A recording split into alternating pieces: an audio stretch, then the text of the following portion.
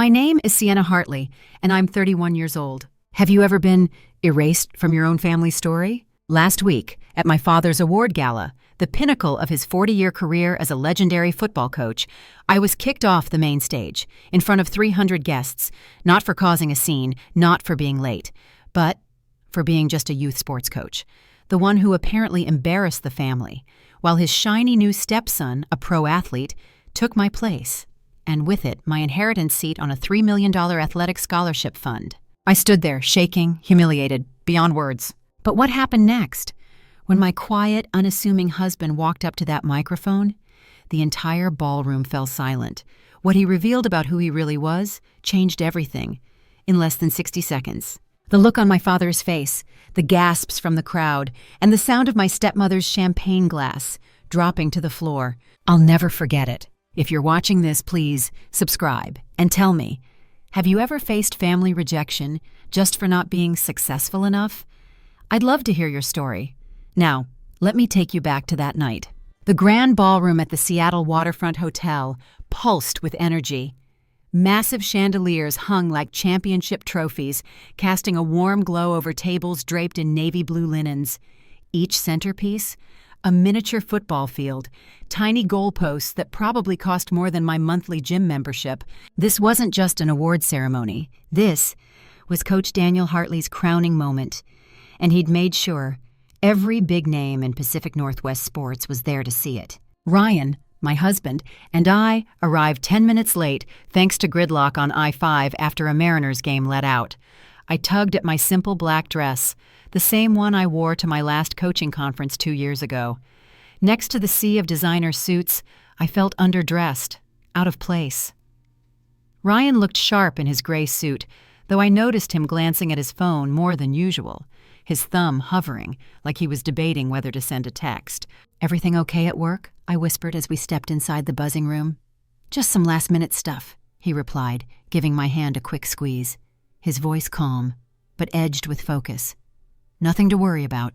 The place was packed. 300 guests, college scouts, former players, sponsors from Nike and Under Armour, even local sports reporters scribbling notes. Near the stage, a huge banner declared, "Honoring Coach Daniel Hartley, 40 years of gridiron glory." And there he was, my father, standing by the entrance in a tailored navy suit that screamed success, probably custom-made from his championship bonuses. Karen, his wife of 5 years, glittered beside him in silver, pearls catching the light as she laughed that polished, networking laugh. They looked like a Sports Illustrated feature come to life. "Sienna!" Dad's voice boomed when he spotted us, but his smile didn't quite reach his eyes. "You made it." "Of course, Dad. Wouldn't miss your big night." Karen's eyes flicked over my dress with faint disapproval. Her lips pursed just slightly. "How nice of you to join us. Lucas has been here for an hour already, chatting with the scouts." Lucas, her son, the golden boy. "The traffic was brutal," I started, but Karen cut me off smoothly. "No need for excuses. Let's get you seated." As we wove through the crowd, I noticed the ESPN crew setting up cameras by the podium. Whatever big announcement Dad had planned, he wanted the whole world to see it. Ryan's phone buzzed again. He checked quickly, his face unreadable, almost like he was waiting for a signal. Something about tonight felt off. The way Karen's eyes gleamed every time she looked at Lucas, the way Dad avoided lingering eye contact with me, and the way Ryan gripped his phone, like it was a lifeline. I didn't know it yet, but I was about to be erased from my own family's playbook. The place cards at the main stage table glimmered like final scores. I scanned them twice, my stomach tightening each time. Coach Daniel Hartley, Karen Hartley, Lucas Reed, sponsors, scouts, no Sienna Hartley. "Must be a mix-up," I said lightly, forcing a smile. My chest knotted tight. Karen appeared beside me, her smile sharp as a referee's whistle. "Oh, didn't Daniel mention? We had to adjust for space. You understand, right?" I looked again. Plenty of spots.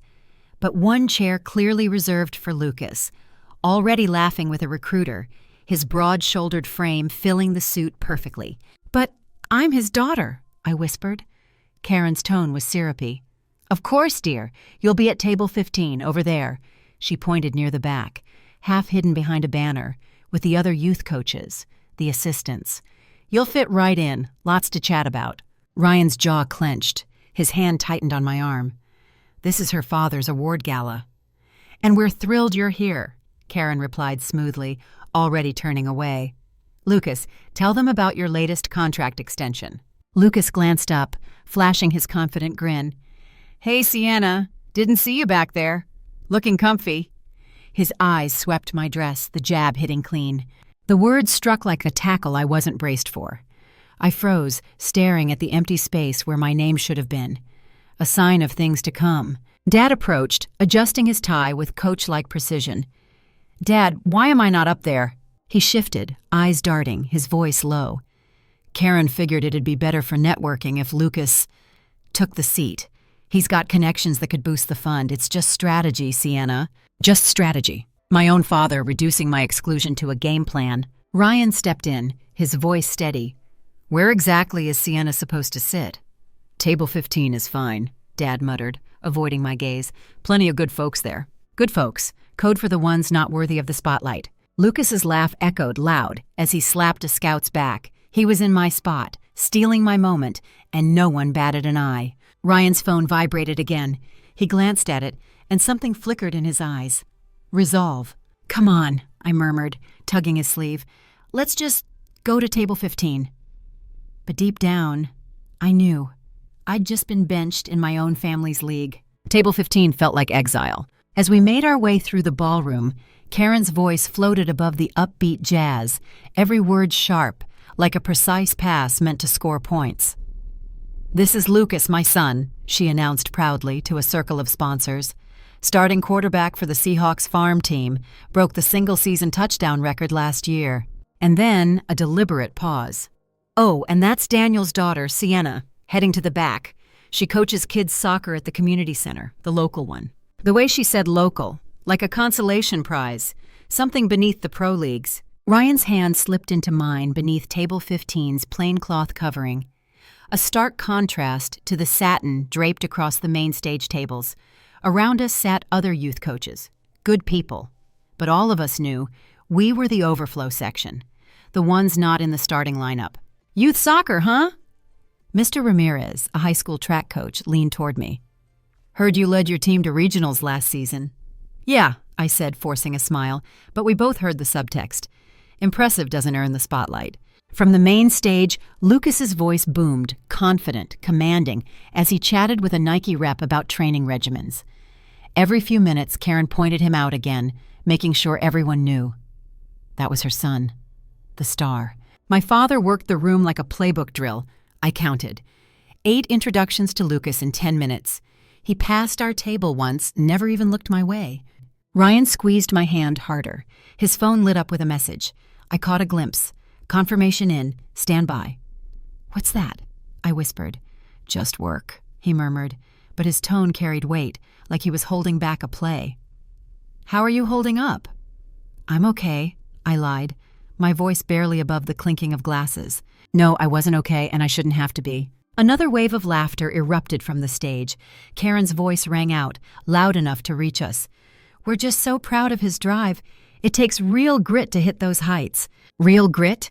As if coaching wide-eyed kids through their first losses didn't require grit. Mr. Ramirez leaned closer, sympathy in his eyes. Family spotlights can be tough. I nodded, watching Dad beam at Lucas as he showed him something on his phone, probably his latest stat sheet. Meanwhile, I had a drawer full of thank you drawings for my little players, but those never translated into endorsement deals. Ryan typed a reply, quick, then slipped his phone away. Don't, I whispered. It's not worth the fight. He kissed my forehead gently. You're always worth it. The lights dimmed. Dad stepped to the podium, tapping the mic with that commanding presence I'd admired since childhood. Back when he'd toss me passes in the backyard. 300 faces turned his way. Cameras flashed. Thank you all for being here tonight, Dad began, his voice booming like a pre-game pep talk. As I stand here, wrapping up 40 years on the field, I'm filled with gratitude. He thanked the scouts, former players, sponsors. Then the personal part. My pulse quickened. I'm blessed with an incredible family, he said, gesturing proudly toward the main stage. My wonderful wife, Karen, my MVP these past 5 years. And I'm especially proud to have Lucas Reed here, Karen's son, who I've come to see as my own. As my own. The phrase slammed into me like a blindside hit. Lucas just signed that extension with the farm team, youngest starter in franchise history, all-conference in college, with that unbreakable drive. He embodies everything sports excellence is about: ambition, victory, pushing to the top. Applause thundered. Lucas rose, waving like a champion, his tailored suit catching the spotlights, cameras firing like fireworks. I held my breath. Surely now, he'd mentioned me. Family means everything, right? But Dad pressed on, thanking the event staff. That was it. 40 years in sports, and he couldn't even acknowledge the daughter who followed his path into coaching, the one working for the next generation. Mr. Ramirez touched my arm gently. That was pointed. I expected it, I said, my voice steady. But inside, memories rushed back. Dad skipping my regional win for Karen's spa weekend, forgetting my birthday during Lucas's draft hype, Christmas dinner where my team's comeback story was buried under Lucas's highlights. You know, Ryan spoke suddenly, his voice firm in a way I rarely heard. The first time you told me about that regional victory, you were glowing. You called your dad right away. He paused, eyes locking with mine. He said he'd get back to you, did he? The silence between us was answer enough. On stage, Dad cracked a joke from his early coaching days, drawing warm laughter from the crowd. Charismatic, inspiring, everything a coach should be, everything a father should be, except to the daughter who chose heart over headlines. Ryan's phone buzzed again. He checked it. And for the first time all night, a small smile tugged at his lips. What? I asked. He shook his head softly. Just thinking why I married a coach, and why that counts, more than anyone here will ever get. If you've ever felt invisible in your own family, like your achievements just don't count because they're not flashy enough, hit that subscribe button. Your support means the world, and I'd love to know, have you ever had to stand up to family who didn't value you? Share it in the comments. I read every single one, and trust me, it helps knowing we're not alone in these battles. Now, let me tell you what happened when things got even worse, because my father's next announcement shattered what little place I thought I still had in this family. My father stepped back to the mic. His face shifted into that serious game face I knew too well. The same one he used in halftime speeches. The same one he wore when he told me he was marrying Karen. And now, he said, his voice booming, for the night's big play. The room hushed instantly. As you know, the Hartley Athletic Fund has secured a major $3 million commitment from Peak Performance Ventures. Murmurs rippled through the crowd. $3 million. Even in this elite sports circle, that number was game-changing. This fund, Dad continued, his chest swelling with pride, will fuel scholarships and training for rising athletic stars. And tonight, I'm thrilled to name who will step into my cleats on the fund's board when I hang 'em up. My breath caught short. This was it. The spot he'd promised me 4 years ago. When I step aside, Sienna, you'll carry the torch. Your work with kids will bring real heart to it. But then, I'm proud to announce Lucas Reed as my successor on the board. The room erupted. Cheers, applause, like a touchdown had just been scored. Lucas jumped up, pumping his fist, his grin camera-ready in that silver suit. Karen dabbed her eyes with a tissue. Too perfectly timed. Theater. And me? I sat there, numb. 4 years of preparation, 3 seasons of scouting youth talent, endless proposals for grassroots programs. Poof, gone. Lucas brings a fresh edge, Dad declared. His pro experience and sponsor ties will take the fund to championship levels. Pro experience? For a fund meant to nurture kids? Ryan's hand crushed mine, vice tight. That spot was yours, he whispered. I know, I choked out, my voice cracking. But it wasn't just about losing the role.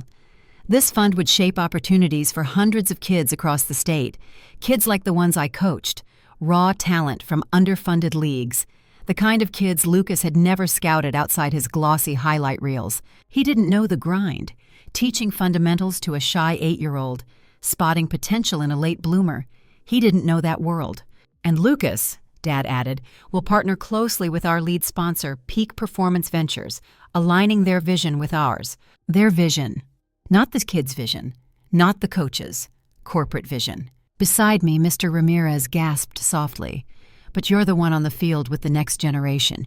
You get what they really need." I nodded faintly. I did, which is why I got passed over. Ryan stood suddenly. "Excuse me a moment." "Where to?" I asked. "To make a call." His tone was sharper than I'd ever heard. "This shifts things." As he strode off, phone to his ear, I watched Lucas soaking up congratulations at the main stage.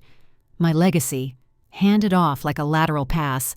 The hit landed harder when Ms. Ellis, the board chair, stood to detail the role.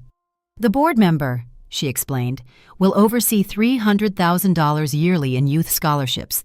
They'll set priorities, pick winners, shape tomorrow's sports support across the region. $300,000 every year. For kids who needed cleats, gear, travel money, I thought of little Mia, borrowing shoes just to play.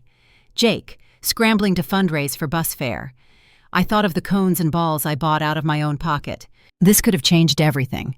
I've already got a solid plan ready," Lucas was telling someone nearby, his voice carrying across the room. "Elite training, pro-track programs. Elite tracks? Not basics, not inclusion, not what actually kept kids in the game." My phone buzzed, a text from Ryan. "Trust me, big play incoming." I scanned the crowd but couldn't spot him. Karen's voice cut through my haze. She was near our table, loud enough for me to hear. "Lucas has already lined up killer sponsor deals, real game changers, not those little league charity runs." "Charity runs? That's what she called our community fundraisers?" 3 years, I murmured to Mr. Ramirez. "I've poured 3 years into burnout prevention for young athletes, mentorship setups, inclusive drills." "We know," he said kindly. "The community sees what you do." But seeing didn't count. Not here. Not in this arena, where wins were measured in contracts and spotlights. Dad returned to the mic. "Lucas will inject new vision into athletic funding. Sometimes, an insider from the pros sees what field coaches overlook. An insider. After 40 years of coaching, my father truly believed a pro outsider served kids better than someone knee-deep in youth development." My phone buzzed again. "Ryan, watch Ms. Ellis, key moment." I looked toward the stage. Ms. Ellis was checking her phone. Her casual smile tightened, her eyes scanning the room, searching for someone. And then she rose. "Before we move on," she said, her voice sharp, "a quick note on our sponsors." The buzz quieted instantly. "This isn't scripted." Karen frowned, puzzled. Lucas's grin faltered just slightly. And somewhere, in the swirl of whispers and uneasy glances, my husband was calling an audible I couldn't yet see. I couldn't sit there anymore, not with 300 people watching, as my existence was erased. My legs moved before my mind caught up, carrying me straight toward the main stage. My voice came out steady, sharper than I expected. "Dad, we need to talk." The chatter hushed. All eyes turned. Dad, stern, Karen icy, Lucas, smirking, smug as ever. "Not now, Sienna," Dad snapped, his tone like a coach barking at players. "Yes, now." My voice cut clean. "This can't wait." "You're causing a scene," Karen hissed, her fingers tightening on her champagne flute. "Am I, because I thought we were here to honor sports tonight?" I kept my voice level, professional, like I was addressing parents at a team meeting. "That board spot was promised to me 4 years ago." "Things change," Dad muttered, eyes flicking away, shoulders tightening under his suit. "What things? My regional wins, my master's in sports psych, my decade coaching youth leagues?" Lucas chuckled, the sound sharp, like cleats scraping turf. "Sienna, running a multi-million-dollar fund takes more than good vibes." "You're right," Karen jumped in smoothly. "It needs real-world chops." "Real world?" My words came edged. "I coach 25 10-year-olds every day. I fundraise for their gear out of pocket. I work 50-hour weeks. For peanuts. How real does it get?" Nearby tables turned. A phone camera flashed. The tension snapped into permanence. "This is embarrassing," Dad muttered, his face reddening. "You need to go." "Embarrassing?" I shot back. "What's embarrassing is handing a youth fund to someone who's never even coached a peewee game." "Security," Karen signaled, raising her hand. 2 guards began moving in. This was it, the moment I'd become the disruptive daughter ruining her father's big night. "I'm leaving," I said, stepping back.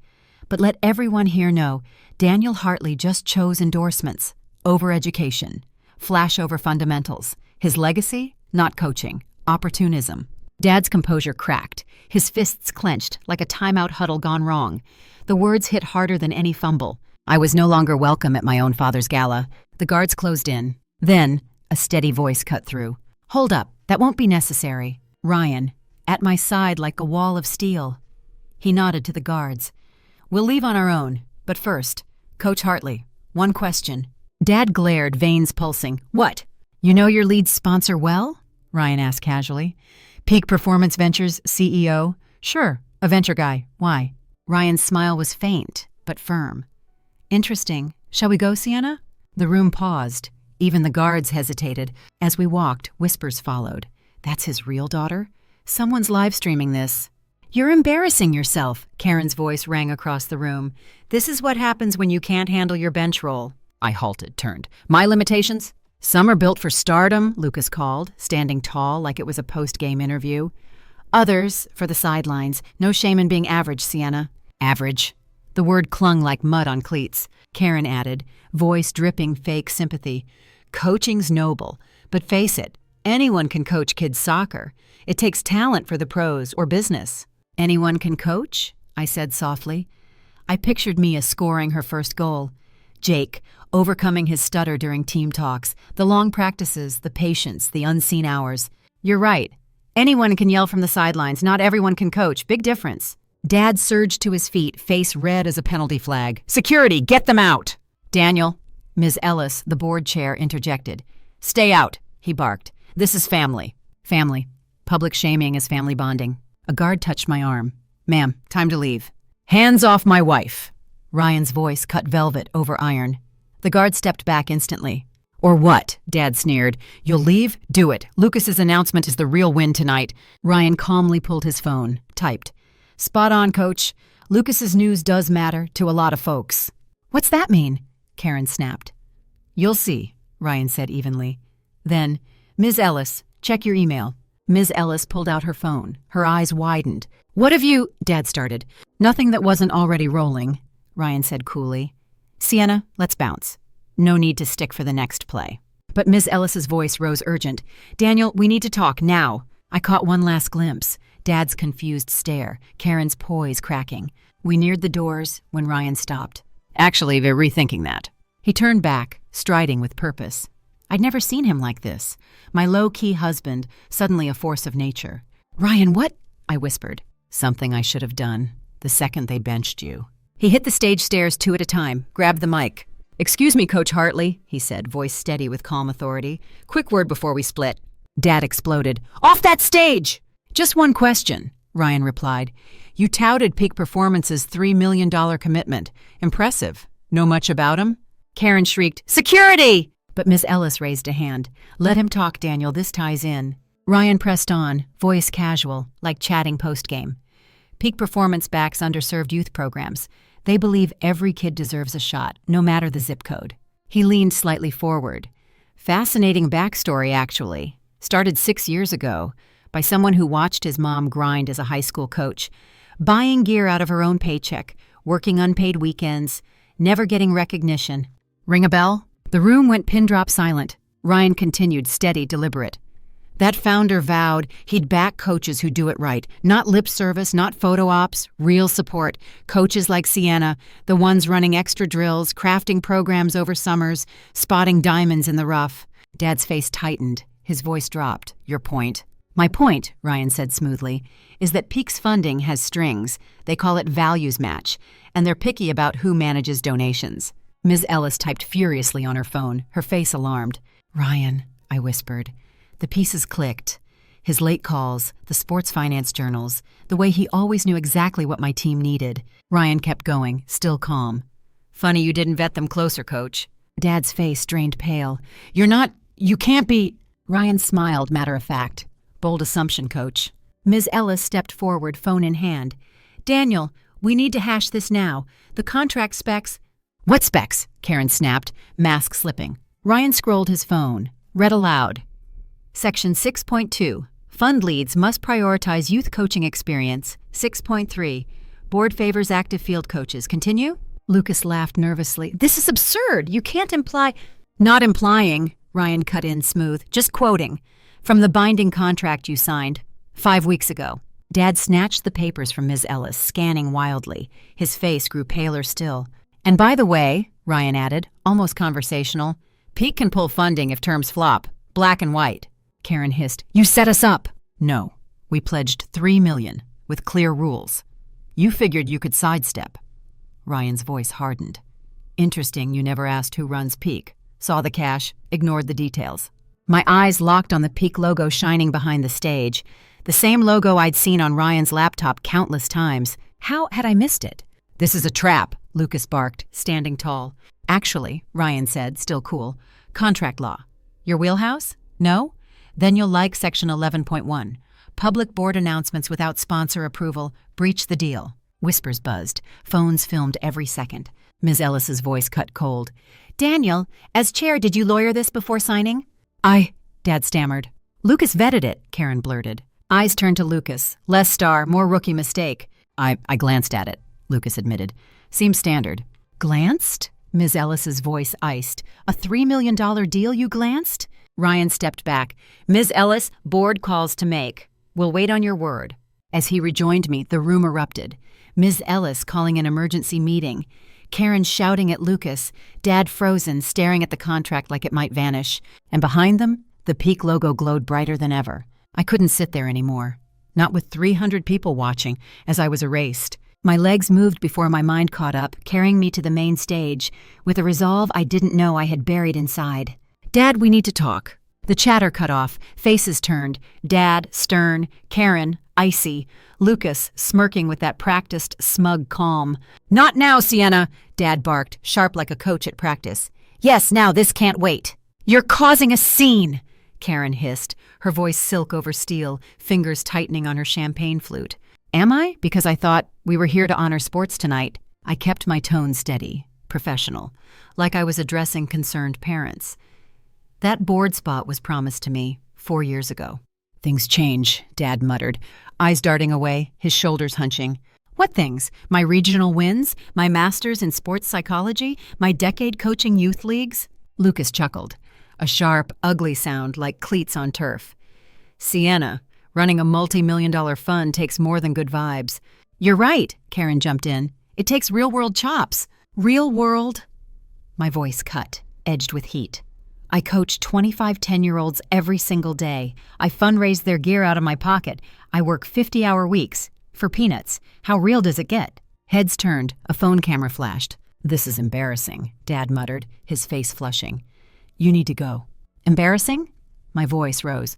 No, what's embarrassing is handing a youth fund to someone who's never coached a peewee game.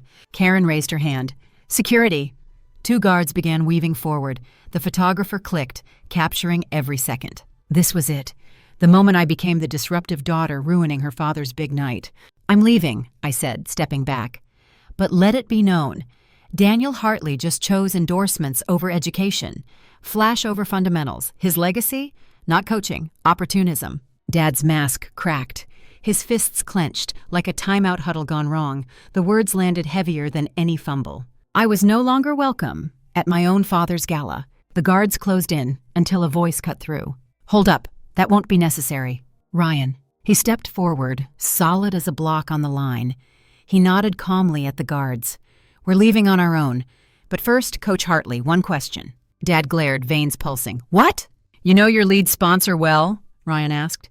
Peak Performance Ventures CEO? Sure, a venture guy. Why? Ryan's smile was faint, firm. Interesting. Shall we go, Sienna? His tone made the whole room freeze. Even the guards hesitated.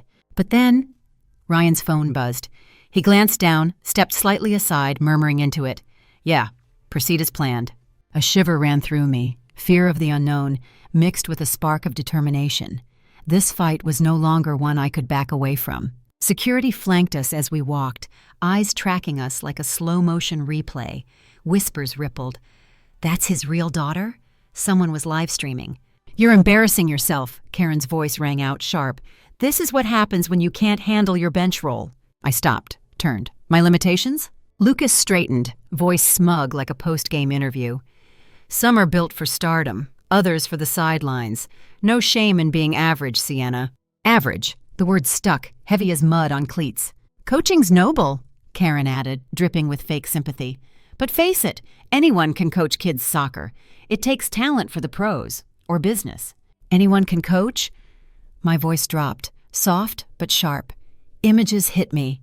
Mia scoring her first goal after months of practice. Jake finding his voice in team talks. The endless hours, the patience. You're right. Anyone can yell from the sidelines. Not everyone can coach. Big difference. Dad rose, face red as a penalty flag. Security, get them out. Daniel, Ms. Ellis, the board chair, interjected. Stay out. This is family. Family, public shaming as family bonding. A guard touched my arm. Ma'am, time to leave. Ryan's voice cut, velvet over iron. Hands off my wife. The guard backed off immediately. Or what? Dad barked. You'll leave? Do it. Lucas's announcement is the real win tonight. Ryan typed quickly on his phone. Calm. Spot on, Coach. Lucas's news matters. To a lot of folks. Karen demanded. What does that mean? You'll see.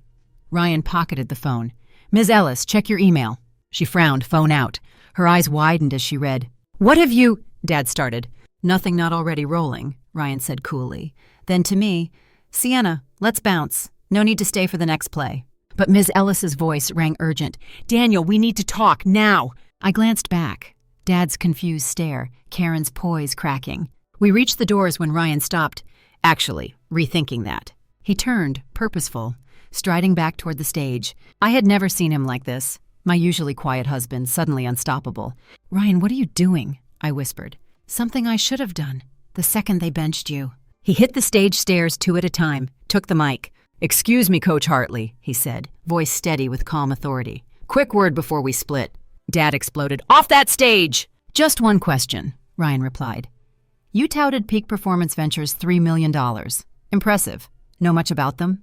What kind of question is that? Karen shrieked. Security! But Miss Ellis waved the guards down. Let him talk, Daniel. This ties in. Ryan pressed on, smooth, unhurried. Peak Performance backs underserved youth programs. They believe every kid deserves a shot, no matter the zip code. He leaned into the mic. Fascinating backstory, actually. Started 6 years ago by someone who watched his mom grind as a high school coach, buying gear from her own paycheck, working unpaid weekends, never getting recognition. Ring a bell? The room went silent. The founder vowed, Ryan continued, calm as ever, to back coaches who do it right. Not lip service, not photo ops, real support. Coaches like Sienna, the ones running extra drills, giving summers to their teams, spotting diamonds in the rough. Dad's voice was thin now. Your point? My point, Ryan said, steady. Peak's funding comes with strings. Values match, they call it. They're picky about who manages donations. Ms. Ellis was typing furiously, alarm clear on her face. Ryan, I whispered. The pieces clicked.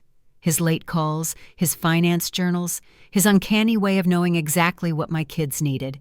Dad's face paled. You can't be... Ryan's smile was matter of fact. Bold assumption, Coach. Ms. Ellis stepped forward, urgent. Daniel, we need to hash this now. The contract specs... What specs? Karen snapped, her mask cracking. Ryan pulled up his phone, reading aloud. Section 6.2, fund leads must prioritize youth coaching experience. Section 6.3, board favors active field coaches. Continue? Lucas laughed nervously. This is absurd. You can't imply. Not implying, Ryan cut in. Just quoting. From the binding contract you signed 5 weeks ago. Dad grabbed the papers from Ms. Ellis, scanning wildly, his face drained white. And by the way, Ryan added smoothly, Peak can pull funding if terms flop. Black and white. You set us up, Karen hissed. No, we pledged $3 million, with clear rules. You ignored the details. My eyes locked on this Peak logo glowing on the banner. The same one I'd seen on Ryan's laptop 100 times. How had I missed it? This is a trap, Lucas snapped, bristling. Actually, Ryan said, still calm, contract law. You'll like Section 11.1, public board announcements without sponsor approval, breach the deal. Whispers surged, phones recorded every second. Daniel, Ms. Ellis said icily. As chair, did you lawyer this before signing? Dad stammered. Lucas vetted it, Karen blurted. Eyes turned. Lucas looked less like a star, more like a rookie fumbling. I glanced at it. Seemed standard. Glanced? Ms. Ellis's voice froze the air. A $3 million deal and you glanced? Ryan stepped back, calm as ever. Ms. Ellis, board calls to make. We'll wait on your word. As he returned to me, the room erupted. Ms. Ellis shouting for an emergency meeting, Karen screaming at Lucas. Dad frozen, staring at the contract like it might vanish. And behind them all, the Peak logo burned brighter. Table 15 felt like exile. As we threaded through the ballroom, Karen's voice cut through the soft jazz. each word sharp, deliberate, like a pass meant to score points. "This is Lucas, my son," she announced to a circle of sponsors. "Starting quarterback for the Seahawks farm team, broke the single-season touchdown record last year." "Oh, and that's Daniel's daughter, Sienna. Heading to the back. She coaches kids' soccer at the community center, the local one." The way she said local, like a consolation prize. Something beneath the pro leagues. Ryan's hand found mine under Table 15's plain cloth, so different from the satin covering the main stage.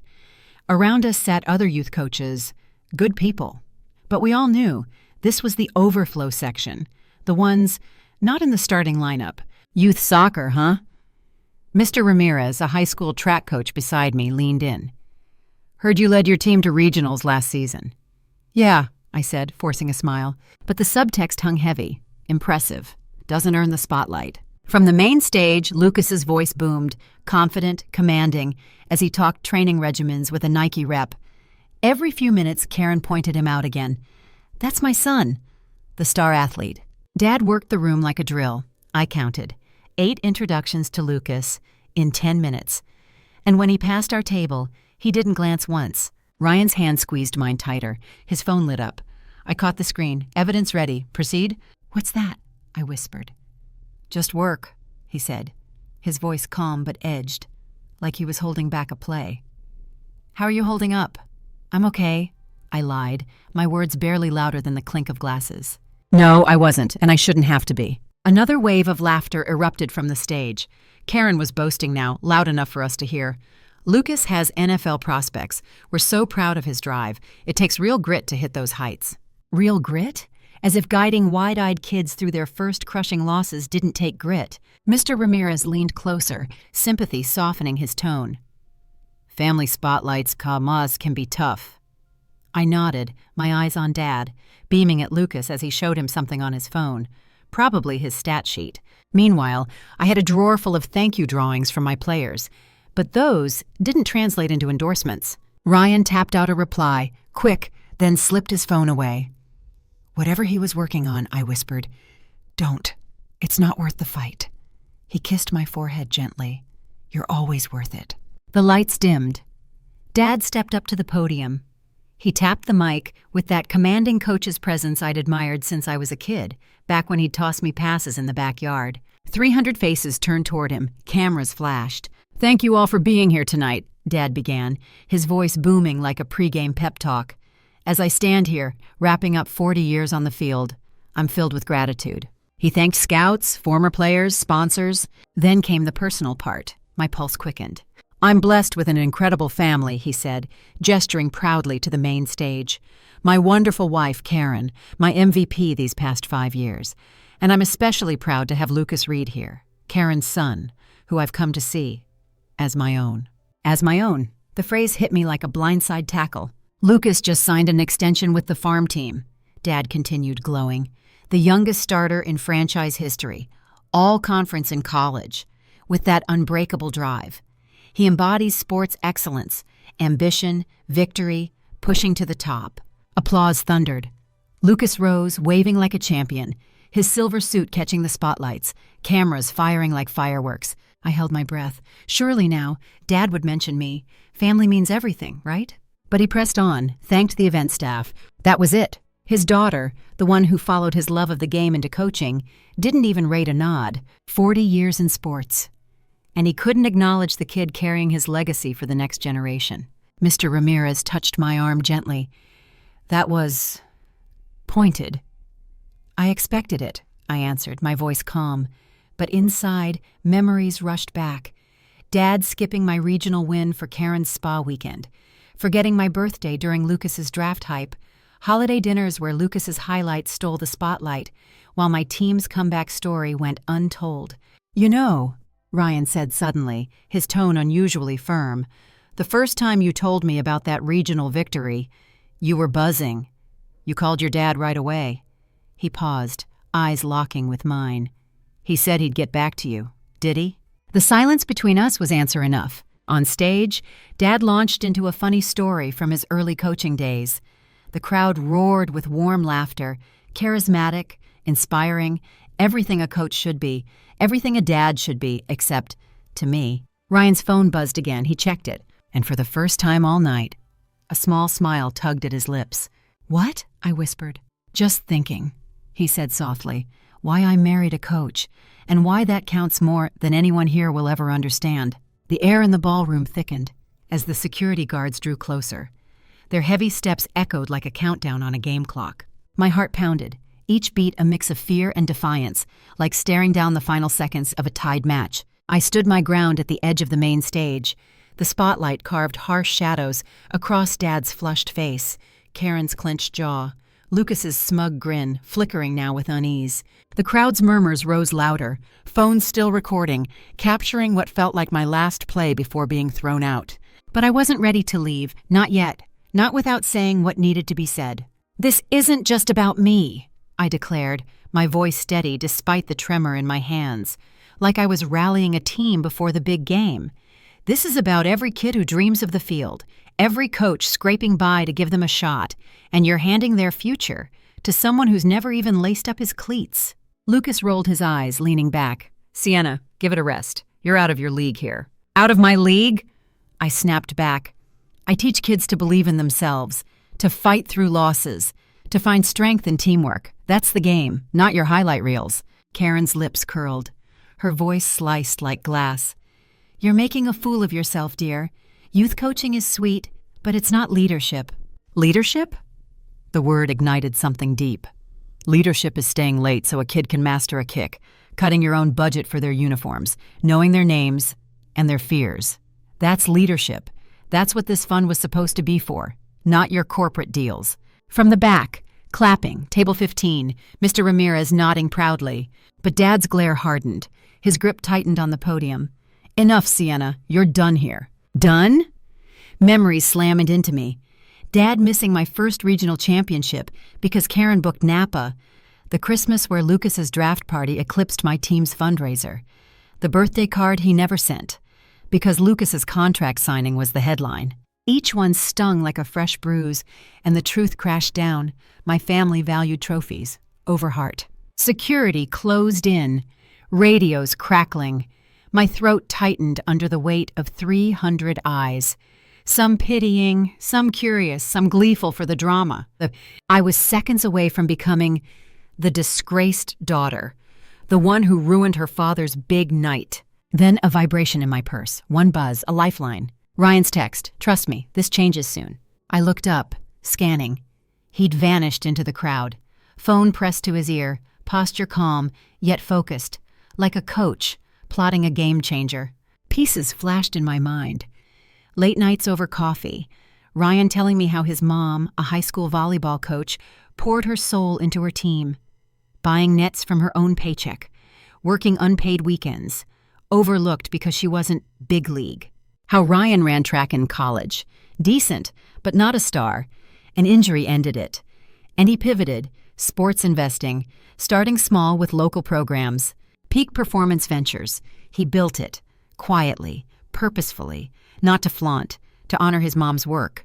The late-night calls, the finance journals, the way he always knew exactly what my kids needed. It wasn't just support, it was mission. The realization hit, like a gust of wind. Hope stirred under the fear. What was he planning? Dad's voice boomed again, snapping me back. "Sienna, leave now or security will make you." The guards were close enough I could smell their aftershave, hands ready to push me out. Karen smirked, sipping her champagne. Lucas leaned toward a sponsor, whispering something that drew a laugh. As if I were already gone. But Ryan's text burned in my chest, and I felt the shift, like the moment before a team breaks a huddle, ready to execute. I wasn't just fighting for my place anymore. I was fighting for every coach, every kid, every dream my family had dismissed as small time. Then, Miss Ellis, the board chair, rose suddenly, phone in hand, expression urgent. "Daniel, we need to pause," she said, voice sharp, cutting the tension. "There's something critical here." Karen froze, glass mid-sip. "What are you talking about? This is a family matter." "Is it?" Miss Ellis's eyes swept the crowd, searching. And I knew. She was looking for Ryan. The suspense coiled tighter, like the final seconds before a buzzer beater. Something big was coming. I could feel it, electric, unstoppable. Ryan was out there, setting the stage for a play I couldn't yet see. And for the first time that night, I felt like we might just win this game. The ballroom felt like it was holding its breath. As Ryan strode up the stage stairs, his gray suit caught the spotlight, like he'd been born for this moment. My heart raced, caught between shock and a strange surge of hope, like watching a last-second Hail Mary sail through the air. The guards froze mid-step, radios silent, as if they sensed the game was about to flip. Dad's face, storm cloud. Karen's champagne glass trembled in her grip.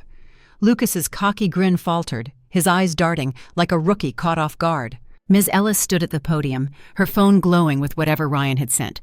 Her face, a mix of urgency and disbelief. "Excuse me, Coach Hartley," Ryan said into the mic, his voice calm, steady, carrying the weight of a veteran calling a crucial play. "I've got something to share before we wrap this up." Dad's fists clenched, his voice low, dangerous. "You're out of line, Ryan. Get off my stage." "Not your call, Coach," Ryan replied, smooth as a post-game press conference. "This is about Peak Performance Ventures and their $3 million commitment to your fund." The crowd leaned in, 300 pairs of eyes, locked on him, phone still recording, but now with a very different focus. "You celebrated that funding tonight," Ryan went on, tone conversational but razor-sharp. "But did you read the fine print?" Section 6.2, Leadership must prioritize youth coaching experience. Section 6.3, Board roles favor active field coaches. And here's the kicker, Section 11.1, Public announcements of board roles without sponsor approval, voids the deal. Gasps rippled through the room, sharp and sudden, like a crowd reacting to a fumble recovery. Karen's glass slipped, champagne splashing her gown. Her face drained. "This is a setup," she hissed. "No setup," Ryan said calmly, scrolling his phone with deliberate ease. "Just facts. Peak Performance Ventures doesn't throw money around. We back programs that align with our mission, giving every kid a shot, not just the ones with pro contracts." "We?" Dad's voice cracked, his eyes narrowed. "What are you saying?" Ryan's smile was steady, almost gentle, but it carried weight. "I'm saying, I'm the founder of Peak Performance Ventures, built it from the ground up. After watching my mom, a high school coach, get sidelined for years because she wasn't a headliner, I vowed to support coaches who get it. Coaches like Sienna." My jaw dropped. My mind reeled. Ryan? My Ryan? The guy who packed extra water bottles for my team, who stayed up late reviewing my grant proposals. He was the head of a multi-million-dollar sports investment firm? The memories hit. The quiet nights when he spoke about his mom's sacrifices. The dog-eared finance journals on our couch. The way he always knew exactly what my kids needed. The Peak logo on his laptop. The late-night calls I thought were just work. They weren't just work. They were this. The room erupted, whispers turning to shouts. Ms. Ellis stepped forward, voice cutting clean through the chaos. "Daniel, he's right. I've got the contract here. The terms are explicit. Lucas doesn't qualify, not even close." Lucas shot up, face flushed, poise crumbling. "That's ridiculous. I'm a pro. I've got the experience." "Experience?" Ryan stayed even. He swiped his phone, projecting a file onto the ballroom's massive screen. "A lab report, dated 6 months ago. Independent testing agency." Lucas Reed, Ryan read. "Positive for anabolic steroids. Banned under NFL and NCAA regulations. Violates Section 8.4. Fund leadership must uphold ethical sports standards." The crowd exploded. Gasps, shouts, reporters scribbling furiously. A sponsor's phone rang, shrill against the roar. "That's fake!" Lucas shouted, voice breaking. But his eyes betrayed panic, darting to Karen, who clutched Dad's arm like a lifeline. Dad stared at the screen, pale, the contract limp in his hand. "Ryan, you can't just—" "Can't what?" Ryan cut in. Calm, unyielding. "This isn't new. The report came from routine league testing, flagged last season. Peak's legal team verified it weeks ago during our audit. You picked Lucas without checking, Coach. Big mistake." Ms. Ellis's voice iced over. "Daniel, you signed this. You said Lucas vetted it." I thought it was fine," Lucas stammered. "Thought?" Ms. Ellis snapped. "You thought a $3 million deal didn't need a second look?" Karen shrieked, desperate. "This is sabotage! You planned this to humiliate us!" "No." Ryan turned to the crowd, voice firm. Peak pledged $3 million to support youth athletes, not to prop up egos. Sienna has spent a decade building kids up, regionals, mentorships, scholarships from her own pocket. That's who this fund was meant for, not someone who cheats to win. My chest tightened. A mix of shock and vindication washed over me like sudden rain. I looked at Ryan, standing tall in the spotlight. His eyes met mine, steady, warm. He'd seen me, truly seen me, when my own family hadn't. The ballroom was a storm now, reporters shouting, sponsors whispering, cameras flashing like lightning, Dad's face ashen, hands trembling. Lucas slumped, bravado gone. Karen's eyes, darting, desperate for an exit that didn't exist. Ms. Ellis turned to Ryan, her voice firm. "Mr. Hartley, Peak's pulling the funding immediately unless leadership aligns with the contract. The board must reconvene. Now." Ryan nodded, stepping back from the mic. "That's your call, Ms. Ellis, but I'd suggest choosing someone who's been on the field, not just in the headlines." His glance met mine again, a quiet signal. This wasn't over. My heart pounded, no longer with fear, but with fire. For the first time, I felt like I was finally in the game. The ballroom buzzed, chaotic whispers, phones ringing, like the air itself couldn't settle after Ryan's bombshell. My legs felt unsteady, like I'd just sprinted a full field. But my heart? Soaring. Pride and disbelief washing over me like the roar of a crowd after a game-winning goal. Then Ms. Ellis's voice cut through, sharp, authoritative. "Given the breach of contract terms, Peak Performance Ventures has withdrawn their $3 million commitment to the Hartley Athletic Fund, effective immediately." Gasps rippled. But then she paused, looked at Ryan, looked at me. "They've proposed redirecting the full amount to a new initiative, the Sienna Hartley Youth Coaching Foundation, led by Sienna herself, to support grassroots programs across the Northwest." Cheers erupted from Table 15, Mr. Ramirez and the other coaches clapping wildly, faces lit with genuine excitement. My breath caught. My eyes locked on Ryan's. He gave me a small, warm nod, the same nod he'd give when I nailed a new drill with my kids. Sienna Hartley Youth Coaching Foundation. My name. My work. Finally seen. The crowd's reaction was split. Some sponsors nodding approval, others whispering furiously, reporters scribbling fast, already crafting headlines. Dad stood frozen at the stage, hands gripping the podium like it was the only thing keeping him upright. Karen's face twisted in fury, her silver gown stained with champagne.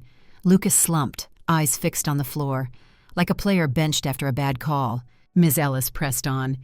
Sienna's decade of youth coaching, her regional championships, her master's in sports psychology. She's the ideal leader for this mission. We're scheduling an emergency board vote tonight, but I expect full support. Another cheer from Table 15. Tears pricked my eyes, not from sadness, but from pride. Pride I hadn't let myself feel in years. Ryan stepped off the stage, weaving through the crowd toward me. His eyes never left mine. When he reached me, he took my hand. Steady, warm. "You did this," I whispered, voice thick. "No," he said softly. "You earned this. I just made sure they saw it." Memories hit. Late-night talks, me venting about Dad's dismissals, Ryan's quiet anger at Karen's digs, Lucas's smugness. And that night, he said, "My mom went through the same thing, coaching kids, giving everything, getting nothing back. I swore I'd change that someday. That's why I built Peak."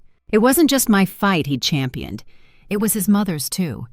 The realization deepened my love for him, like finding a new play hidden in a familiar playbook. Mr. Ramirez approached, grinning wide. "Sienna, you're going to change lives with this. My team's already in. Our boosters want to chip in." Then Miss Carter chimed in, voice warm. "My kids talk about your clinics all the time. You've got this." Their support wrapped around me like a huddle after a tough practice. Proof my work always mattered, even if my family couldn't see it.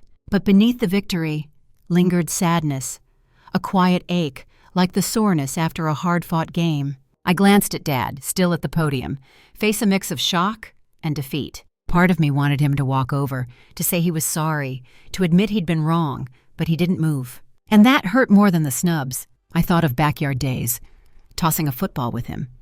His laugh when I nailed a spiral. A lifetime ago. Back when I was his daughter, not his disappointment. Ryan squeezed my hand, reading my thoughts. "You okay?" "Yeah," I said, managing a small smile. "Just, it's a lot." "I know," he said quietly. "You deserved better from them. But you've got this now. And you've got me." His words my lifeline, pulling me back from the edge of that ache. The crowd shifted, some heading out, others clustering around Ms. Ellis, deep in board discussions. A reporter approached, notepad ready. "Sienna, can we get a quick word on the new foundation?" I glanced at Ryan. He nodded. "It's about giving kids a chance," I said, my voice steady, stronger than I expected.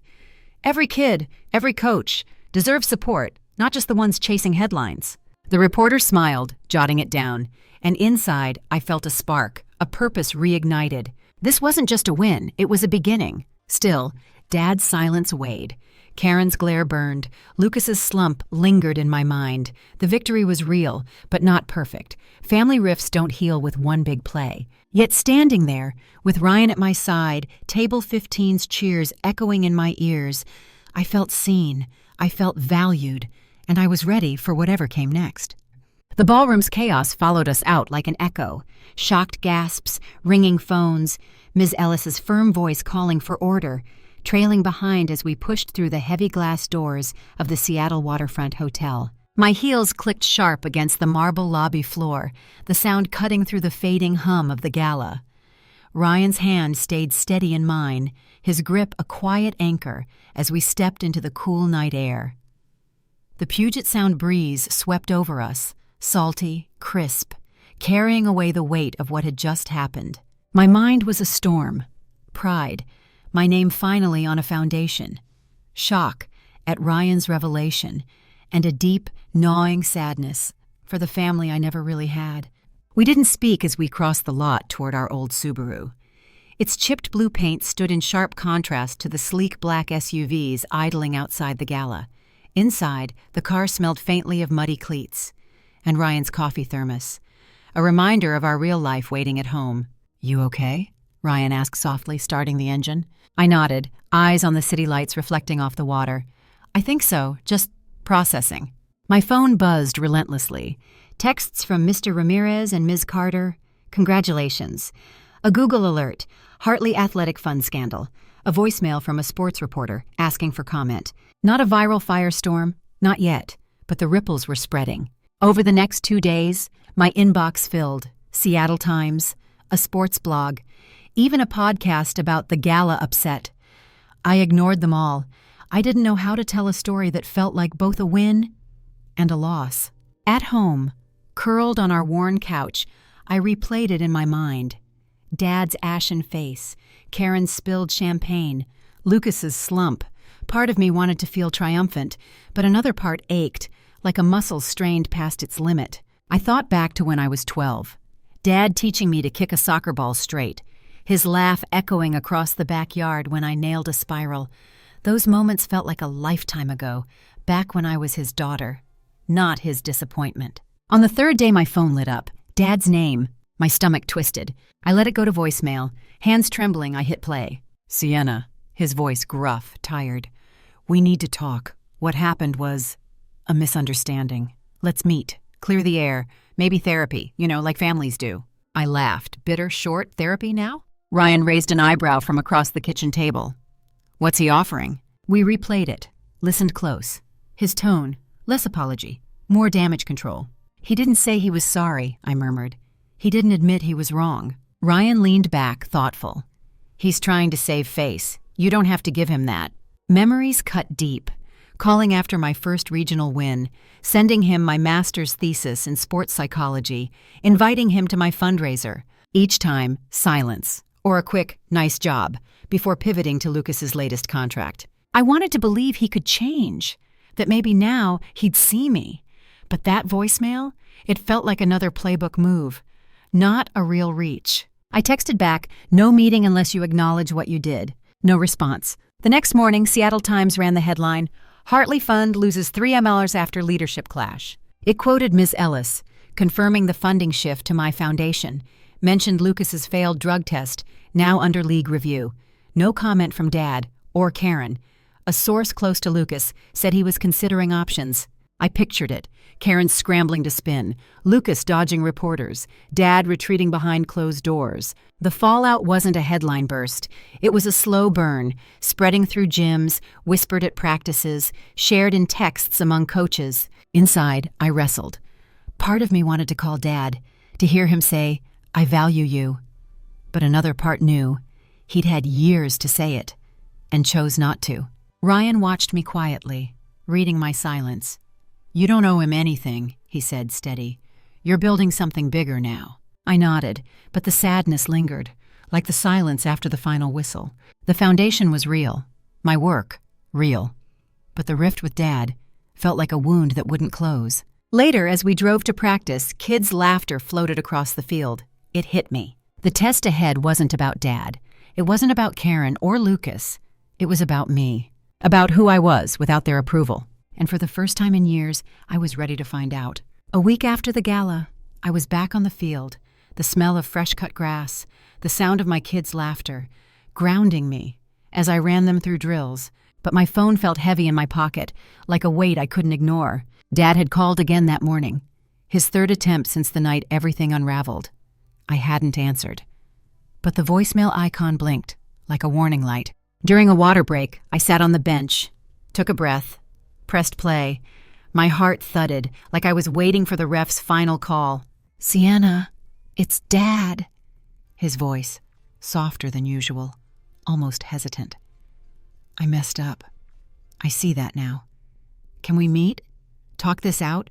Maybe try that family counseling you mentioned. I just want us to be okay." I replayed it twice, searching for sincerity. But it felt hollow, like a coach promising a comeback with no game plan. Ryan sat beside me, his whistle dangling from his neck, watching my face. "What's he saying this time?" "Same as before," I said quietly. "He wants to meet, mentions therapy, but it's like he's checking a box." Ryan nodded, his eyes steady. "You don't have to give him an inch unless he earns it." I knew he was right, but the ache was still there. Sharp, familiar, like a sprain you keep testing, even though it hurts. Memories rushed in. My first game as a head coach, scanning the bleachers for him. Empty seat. The day I got my master's degree, his congrats text arriving hours late. Because Lucas had a game. Each moment a brick, building a wall between us. And his voicemail? It didn't even scratch the surface. I typed my reply, fingers trembling. "I'm open to talking, but only if you take real steps. Therapy, accountability, not just words. Show me you mean it." I hit send, my chest tight with both resolve and sorrow. No response came, and deep down, I knew it probably wouldn't. I flashed to a memory. Seahawks game. I was 10, sharing nachos. Dad explaining plays with that spark in his eyes. That Dad felt like a ghost now, replaced by someone who chose flash over family. "Coach Sienna!" Mia ran up, ponytail bouncing, clutching a drawing of her scoring a goal. "For you!" she beamed.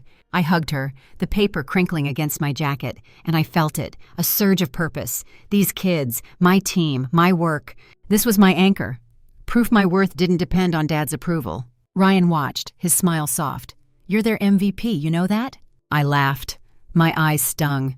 Not just theirs, I thought, glancing at him, grateful, for the partner who fought for me when I couldn't. The foundation was moving forward. Ms. Ellis had confirmed the board's vote. Local coaches were already reaching out, eager to collaborate. But as I called the kids back to practice, a quiet sadness lingered, like the shadow after a game's final whistle. I'd grown stronger, more certain of my value, but the rift with Dad wasn't something I could outrun. I'd set my boundary, and that had to be enough for now. Resilience, I realized, isn't about erasing the pain. It's about carrying it and still showing up, still coaching, still believing in the game. As the kids lined up for their next drill, I felt it. Not joy, not yet. But strength, steady strength, the kind you build, rep by rep. I was ready. For whatever came next, even if it meant facing the world without my father's playbook. 3 months after the gala, I was back where I belonged, on the field. Whistle around my neck. Seattle air crisp, filled with squeaking sneakers, and the laughter of my kids chasing the ball. The sun dipped low, painting the grass gold, and I felt different, like a player who'd finally found her rhythm after a rough season. The Sienna Hartley Youth Coaching Foundation was alive, already funding cleats for 3 local teams, already backing a summer camp for kids who'd never afforded otherwise. Emails poured in from coaches across the state, some I'd never met, thanking me for giving their programs a lifeline. One coach even attached a photo of her team, holding a banner that read, "Coach Sienna Rocks." It's taped to my office wall now, right beside Mia's drawing from that day on the bench. And if you've ever had to fight to be seen for who you are, hit that subscribe button. Share your story in the comments. I read every one, and knowing we're not alone in these battles means everything. This journey taught me something huge, and I want to pass it on, because it's not just my story. It's for anyone who's ever been overlooked for chasing what matters. Standing on that field, watching Jake nail the corner kick he'd struggled with for weeks, I felt it, a quiet strength, the kind you only build through years of showing up. The Gala? It felt like a lifetime ago, but its echoes lingered. The Seattle Times ran follow-ups, steady ripples, not viral storms, detailing the fund's shift. And Lucas's league suspension confirmed positive test. Dad stayed silent. No reply to my text about therapy, no calls, just void. Karen and Lucas moved to Portland. Fresh start, they said. But I heard Lucas was dropped from his roster. I didn't gloat. There's no joy in someone else's fall, just a dull ache for what could have been. I remember Dad's face when I was 15, beaming when I scored in a high school game, ruffling my hair, calling me his champ. That memory stung, a reminder of the bond I lost to his new priorities. Ryan caught my eye from the bleachers. Steady, always steady. He'd been my rock, not just that night, every day since, helping me navigate grants, packing snacks for my team. "You're killing it," he said as we packed cones. "Those kids are lucky to have you." "I'm the lucky one," I told him, and I meant it. His fight for me, rooted in his mom's overlooked legacy, had given me more than a foundation. It had given me clarity. I thought about what family really means, and it's not blood, not shared names, it's respect, it's showing up, it's valuing someone's heart over their headlines. Dad never did that, and it hurt. But I learned my worth doesn't hinge on his approval. I see it in my kids' growth, in the coaches rallying behind me, in Ryan's quiet pride. Sometimes, yes, the pang comes back, wondering if Dad will ever call with a real apology, but I'm not waiting anymore. I'm building something bigger, hope for kids like Mia and Jake, chances for coaches dismissed as small time. As I locked the shed, the sunset casting long shadows across the field, I felt it, a release, like the final whistle of a hard-fought game. My life isn't perfect, the sadness hasn't vanished, but I'm stronger now, rooted in a purpose no one can take away. So if you're out there fighting to be seen, keep going. Your passion matters. It's worth every play. Share your story below. Let's lift each other up. This is Sienna, signing off, ready for the next practice.